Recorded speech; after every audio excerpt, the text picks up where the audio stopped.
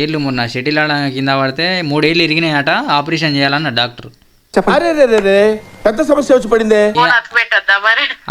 Operation అది ఏమద్దు, నేను bones అతుకు పెట్టాలి. అదే బోన్స్ అతక పెట్టాలన్నాడు.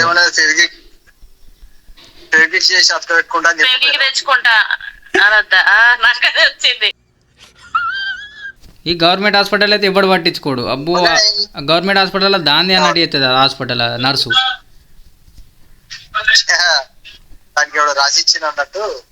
ఓ దండి బల్బు ఉంటుంది బ్రో గవర్నమెంట్ హాస్పిటల్లో ఒక్కొక్కనికి. అదే నువ్వు ప్రైవేట్ సార్ రండి సార్ అంటున్నాడు. రండి కూర్చోండి టీ అని అంటున్నాడు. రండి కూర్చోండి అన్న. ఈ లోపు సార్ అంటే టీ ఇవ్వండి.